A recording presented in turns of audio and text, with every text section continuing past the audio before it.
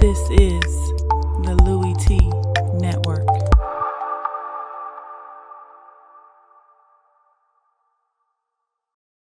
I'm ready for some football. I don't know about you. Who else could it be but your man Lou? Yeah. Overtime! So we head to overtime. Who else could it be but me, your man, Louie T? Welcome to Monday Night Football Overtime. Vikings, Bears, NFC North family business. If these two teams said they ain't did it, then they ain't did it. But if they did, well, that's family business. And you know how the family do it. You knew this was going to be a close game. You had to know. I actually thought that somehow, some way, the Bears would find a way to win this game. But when you have a rookie quarterback in there, these are the types of growing pains that you must go through. How do you guys feel about Mitchell Trubisky?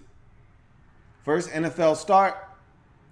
How'd you think he looked? I want you guys to go ahead and start lining those up because I want to hear what you guys have to say, and then I'm going to give you my opinion after I read some of your comments on how you felt about the performance, first blush, of Mitchell Trubisky. Forget about what you saw in the preseason. That's of no consequence. Half of those guys aren't even playing in the NFL as we speak.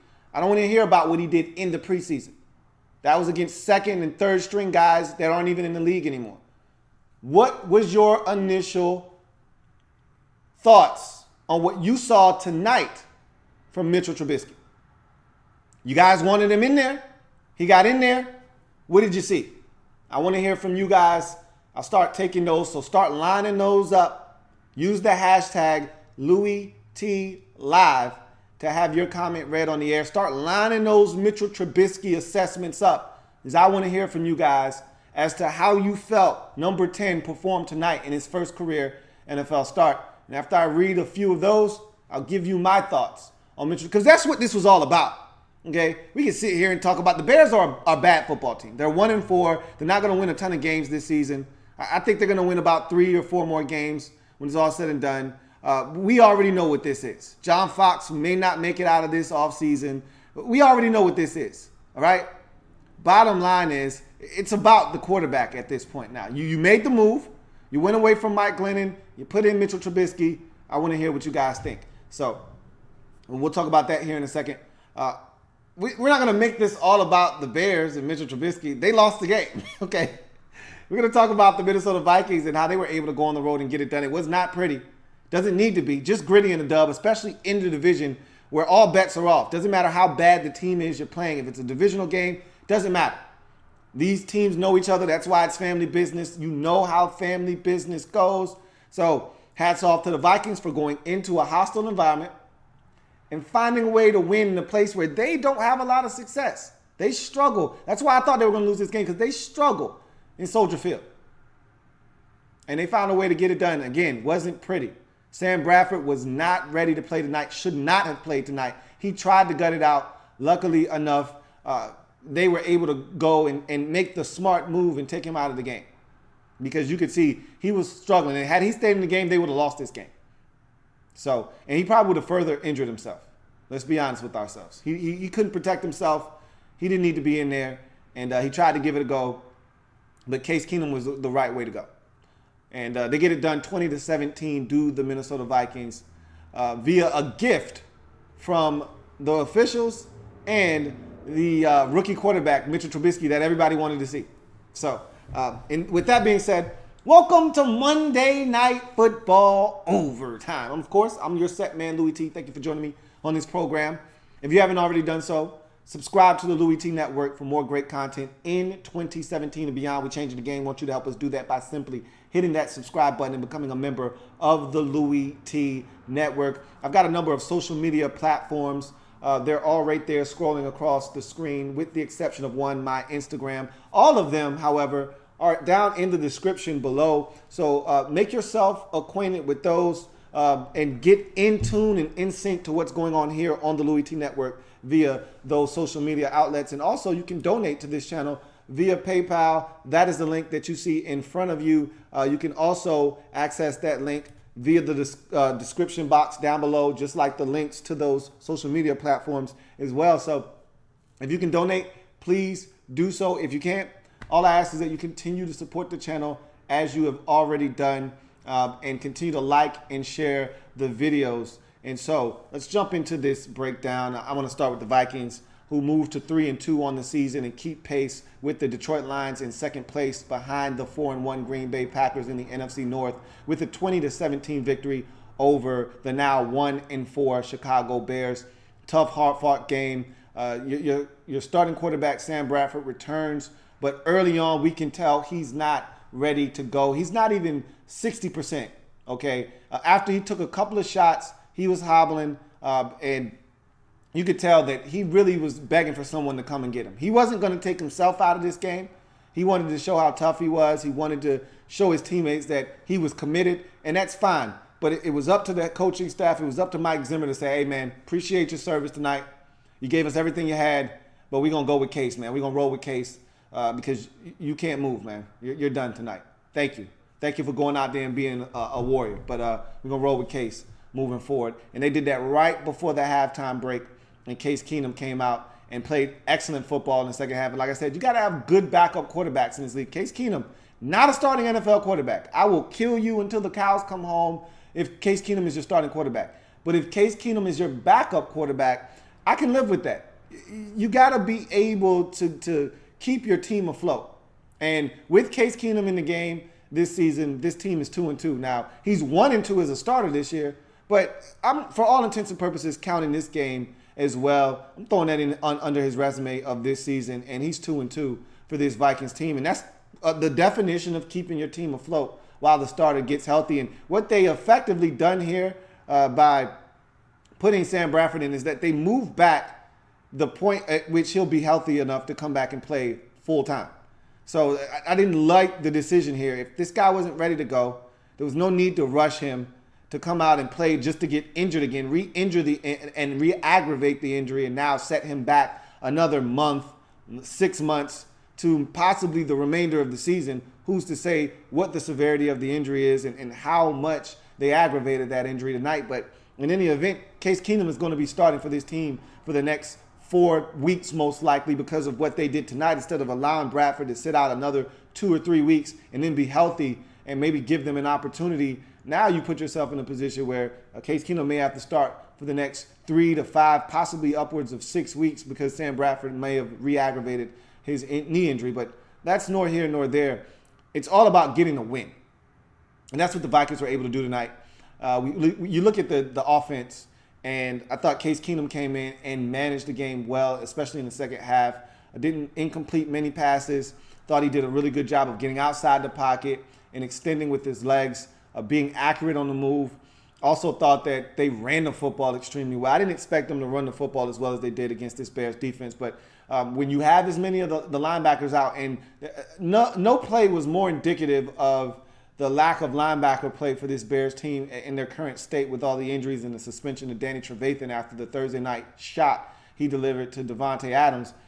Then the touchdown run by don't tell nobody about the secret weapon known as Jerick McKinnon.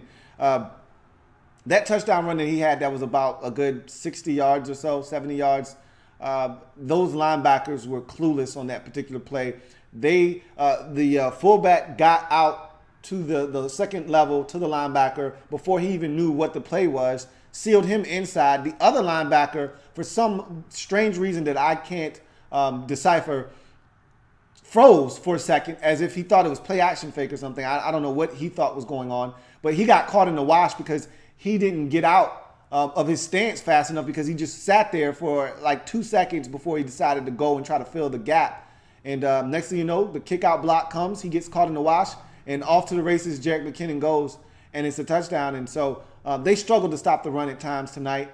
And with a young quarterback like Mitchell Trubisky in the game, you can't give up easy ones like that. You got to make the Vikings earn everything that they get, and especially with a flag-happy crew like the one we saw tonight with the ladies' man out there. Personal foul, roughing the passer on number 97 defense. 15-yard penalty, automatic first down. With him and his crew out there, you knew we were going to see a ton of penalties tonight. And that's exactly what we got. And I didn't agree with a lot of the penalties that were called tonight, but it is what it is. You got to play your way around the officials sometimes. And you can't hurt your team by giving up those big plays if you're the Bears defense. And so hats off to the Vikings offense for creating those big plays, or that particular big play there with that long run for a touchdown. They did just enough, did the offense. They weren't their sharpest tonight, but under the circumstances, you lose one of your offensive linemen late in this ball game. You prepared to have Sam Bradford in there. He was banged up. He had to get yanked. You prepared to have Stephon Diggs out there. He was banged up. He didn't play a vast majority of this game. You're still trying to work in some of the other guys. This is the first game you were able to use Michael Floyd. So you're trying to implement him and work him into the game plan and get him up to speed on what's going on. You're still trying to work in Laquan Treadwell, your first-round pick from last year, the receiver position. So a lot of moving parts for this Vikings offense. Of course, the biggest adjustment that needed to be made was this was the first game you went into without the likes of Dalvin Cook. And so that was an adjustment into itself. You know, I mean, you have a guy in Latavius Murray that you went out and got in free agency for situations just like this, but Latavius Murray is Latavius Murray, okay? Like, there's a reason he was out on the free agent market for so long and why no one was fighting over his services and why the Raiders didn't want him back. He's an average back. I've said that numerous times. And so you had a number of different moving parts if you're the Vikings, and offensively, you knew it was going to be a fight in this game versus the Bears, but you found a way to get it done. 20 points was enough tonight, and the defense did their part with the interception late. And so you were able to come away with the 20-17 victory. Defensively, I thought it was a slow start to the game for this Vikings defense. I thought that the officials helped them out with some penalty calls that derailed the Bears' first drive, even the second drive, because the Bears had some really good field position starting out this game. And I thought some of the penalty calls, the holding penalty on the Jordan Howard run, I didn't necessarily agree with that. There was another penalty on that same drive after he had like a 13 or 15-yard completion that called that back. I didn't agree with that either. So thought the Vikings defensively benefited for some of those penalty calls, but that's nor here nor there. You still went out, you got the stops that were necessary to allow this offense to kind of adjust to Sam Bradford being in there and being hobbled and then finally making the switch. And you put this team in a position to have a 3-2 lead at the halftime break. You made the plays that were necessary in the second half, even though the Bears were able to move the football a little bit and score some points. Again, a lot of what occurred in this game wasn't the fault of this defense. Even the touchdown was a tipped pass by Andrew Sendejo that happened to find Zach Miller in the end zone for a touchdown. So you did everything you could do to put your team in a position to win. Everson Griffin with the strip sack was a big play in this game. Because at that point, this Vikings offense still had no rhythm. And they needed a short field to at least get on the board, and that was the field goal that sent the Vikings to the halftime break with a lead of 3-2.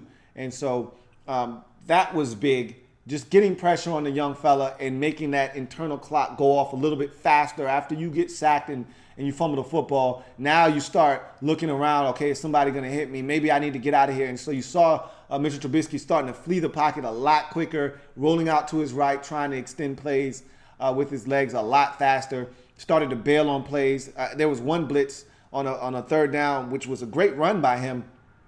But again, his internal clock sped up. He saw blitz off the weak side, and he just took off and ran, and he ended up getting like 14 on 3rd and 15, and then they tacked on a 5-yard holding penalty, which, again, I didn't agree with on Trey Waynes, and so that gave the Bears a first down.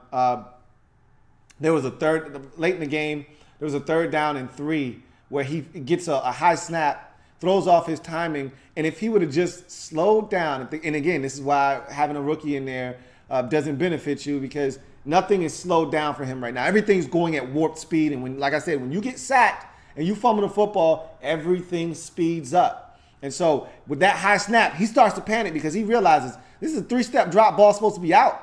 And I get a high snap. Now I'm out of rhythm. If he would have just settled down, he would have saw Benny Cunningham wide open over the middle of the field on a check down, in which Benny Cunningham would have picked up about 11 yards on 3rd and 3, would have extended that possession and given them a chance to maybe go and start a drive and maybe get the game-winning field goal. But again, when you're a young quarterback, the internal clock speeds up, and high snap, you panic, and you force the football to a receiver who's not going to win, which is why I didn't want him starting in the first place. None of these guys are going to win for him. None of these guys are going to make plays for him.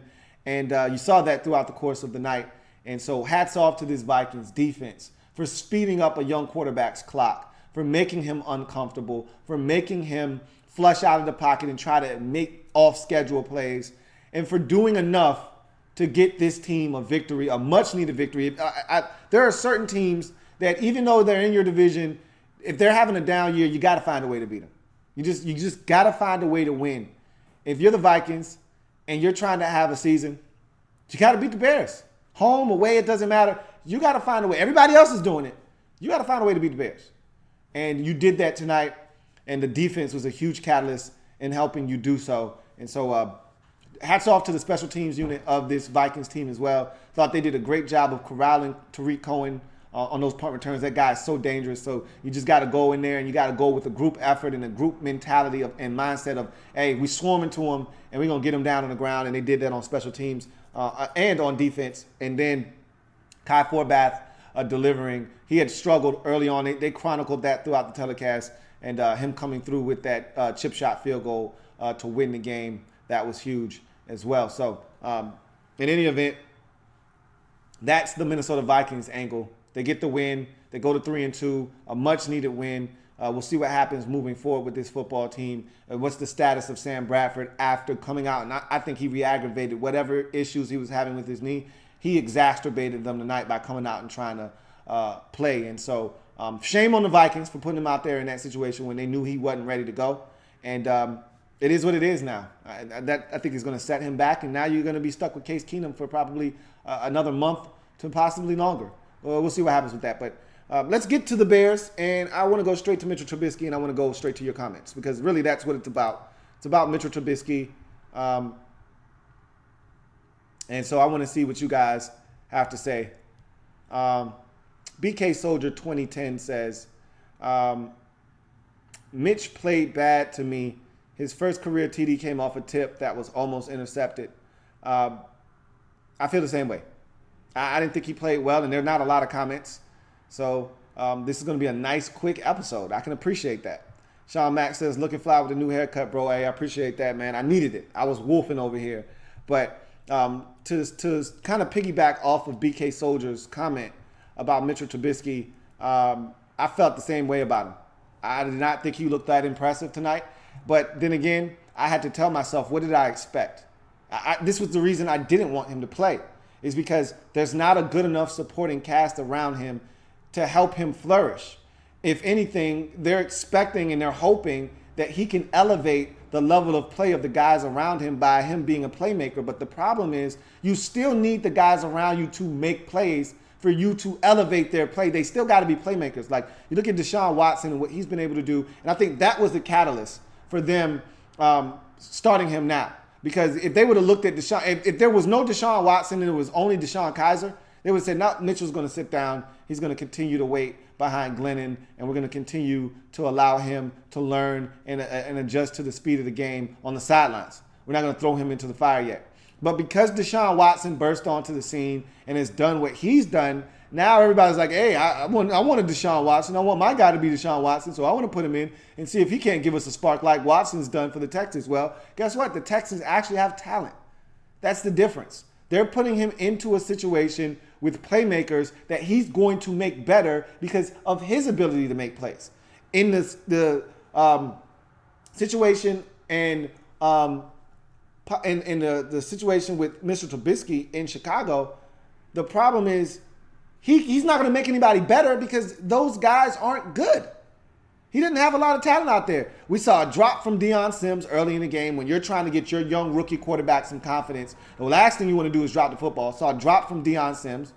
We saw a bobble from Kendall Wright, who was probably his best option on the field on the second throw of the game, but he did catch it, but he bobbled it. Luckily enough, one of the Viking defenders wasn't there to pick it off or hit him and dislodge it.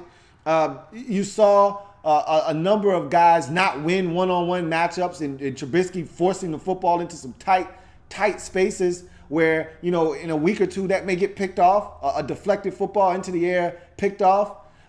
These guys aren't going to win for him consistently. So now you've got to get creative and try to draw up plays to get him out on the edge, away from the pressure, because guys aren't winning in the timing of the route. And so he's got to try to extend the play and get guys open like he did on the interception, like he did on the touchdown, which was almost intercepted. That's going to be Mitchell Trubisky, because this offensive line is okay. It's not terrible. But guys aren't going to win immediately. And so if Charles Leno Jr. gets beat off the snap like he did tonight by Everson Griffin, there's going to be more hits to come. If he feels pressured like he did after that hit and has to roll out and starts trying to direct traffic, there are going to be more interceptions. There are going to be zone drops. There's going to be guys dropping into windows. I thought it was man coverage. Nope, it was zone. Or it was man on one side, zone on the other side. You got fooled. Oh, I thought they were blitzing off that side, so I thought I had a hot on the other side. Nope, they got you. Pick. There are going to be more of those to come. And so the only thing that I didn't want was for him to lose confidence. I don't want him to lose confidence in his ability, and I don't want him to lose confidence in what is being called. Because the minute you start trying to play hero ball, that's when you get yourself into trouble. The minute when you start to doubt your abilities and yourself and the confidence that you have, and he was a confident guy coming into the league. I want him to remain that way. That's when you start running into the David Carr syndrome. That's when you start running into Blake Bortles of the world.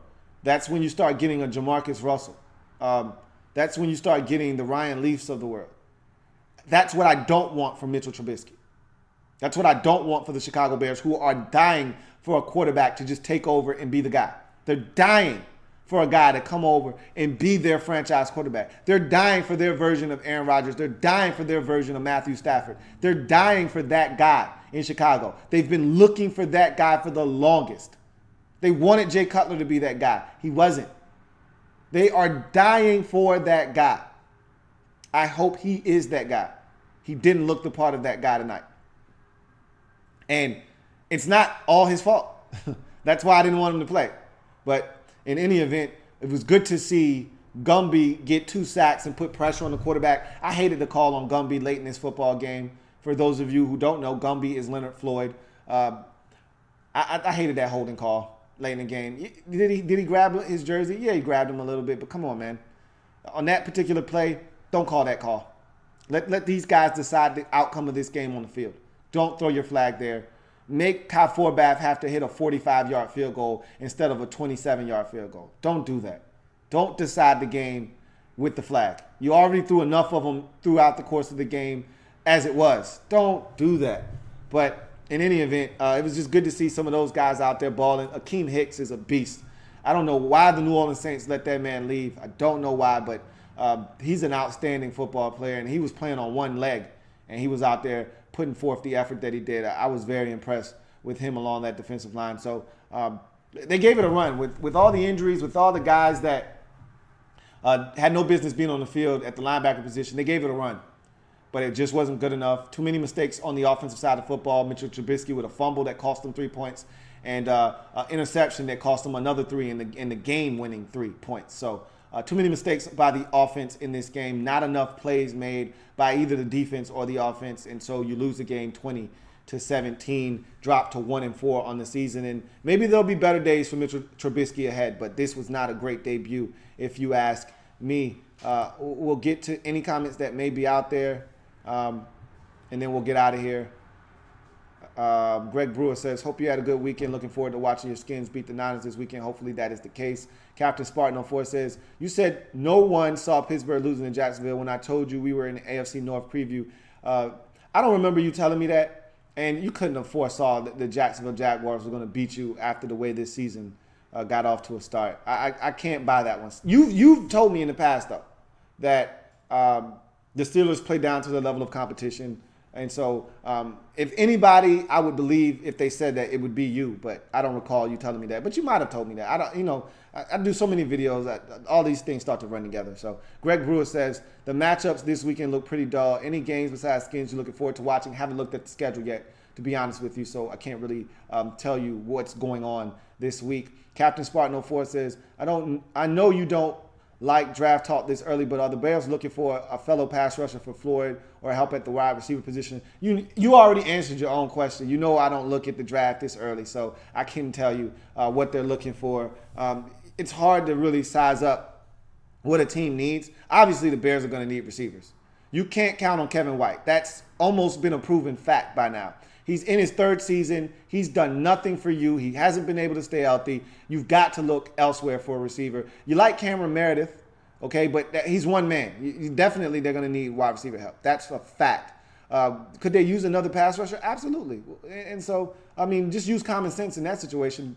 They could definitely use both of those positions. If you just watch Bears games, you just watch the game tonight, you can see that he didn't have help on the opposite side. And then you can see that there are no receivers out there.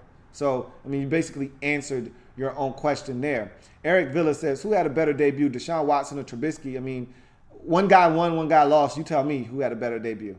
I mean, Deshaun Watson didn't wow us, but we saw the makings of a guy that could do some big things. But he won the game. That's the most important part. Had Mitchell Trubisky not thrown that interception late, and let's say that Tariq Cohen, he just handed it off on that last drive, and Tariq Cohen ran for 70 yards down to the Vikings 13, and they ended up kicking a game-winning field goal, it still wouldn't have been an impressive debut, but they would have won, so it would have had a different feel to it. But Deshaun Watson had a better debut. They won the game. Vincent Coe says, I keep seeing this show in your video called Teed Up. What is that about? It was a show that I had in the works. I don't know if I'm going to do it or not. I may do it. I may not do it. I'll keep you guys posted on that. I've had so many videos in the works, so many series in the works that I planned on doing, and then I ended up scrapping. I've got so many videos in the archives that you guys have never seen. There's so many of them, and you probably have seen them over the years flash on your screen. You're like, what the hell is that? You know, there was one with a card and Gambit, and it was called Pulling Your Card. I've got a number of series that never saw the light of day. I'm over here like a TV station. There are a bunch of series that never made the light of day that had pilots and everything, and you guys just have never seen them. So that's essentially what Teed Up is. It's in the pilot phase right now, and I'm deciding if it's going to see the light of day or not. BK Soldier 2010 says, you think Mitch can bounce back at the Ravens? That's the wrong team for him to be playing next. They're coming off of a confident game against the Raiders. They're feeling good about themselves. That's a really good defense against a bad offense. That's not a good matchup for Mitchell Trubisky. So I do not like that situation for him. It doesn't look good. I'm telling you right now. I didn't like this early stretch for him playing. And I thought it was if they were going to play him, I didn't have a problem with them playing after the Thursday night game. It's a home game, 10 days between games to get him ready to go against a divisional foe that you play well against at home on a Monday night. So you give him an extra day. So that's 11 days to prepare and game plan. But I didn't like I didn't like this situation for him. It's too early for him. And he's going to struggle. And I just hope he doesn't lose confidence. In any event, Sean Mack says, hit up the vault for us, bro. I may, man. I actually may do that one day. Captain Spartan 04 says, I'll tag you in the video so you see me telling you you were going to lose to the Jags. I believe you, man. You don't have to tag me in the video. I believe you. If you said it, like I said, if anybody would have told me that you guys would lose to a team like Jacksonville, it'd be you. Because you have a good pulse of your team, and you know, and you've told me in the past, you guys play down to the level of competition. And so you told me last year you guys were going to lose to Miami before you lost to Miami, and I didn't believe you. And you said, I told you we were going to lose to Miami. So you don't have to tag me in the video. I believe you. If anybody would tell me that was going down, it'd be you. So BK Soldier 2010 says, if Blake Bortles can throw for 3 touchdowns versus the Ravens, then maybe Mitch can. Nah, that's not. It's not the same. And where's that game? I guarantee you that game's not in London. That game's either in, I probably guess that game's in Baltimore, which makes it even worse on Mitchell Trubisky. If it's in Chicago, I really don't care where it is. that Ravens defense will be ready for a young rookie quarterback. They're going to see fresh meat, and they're going to go after him. Sean Mack says, you done picking my Cleveland Clowns now, bro? Absolutely. I told you they were suspended if they didn't win this game. They suspended from my sheet. And if they start Kevin Hogan, they got a shot to win, but I'm not picking them no more. They suspended from my goddamn sheet. Yeah, I don't tell lies. I told you that that was it for them. If they didn't win against the Jets, and they created ways to lose that game. My goodness. Man, that was tough to watch. But that's what they do. They're a bad football team, and that's what bad football teams do. They find ways to lose, and that's exactly what they did in Week 5 versus the Jets. Well, that's going to do it for me. Not a lot of action tonight, and maybe it wasn't the most appealing Monday Night Football game. Thought there would be more people here just because of Mitchell Trubisky and him making his first career start, but apparently no one gives a damn. So, in any event, that's going to do it for your man Louie T here on Monday Night Football Overtime. Vikings get it done, 20-17, go to 3-2 on the season.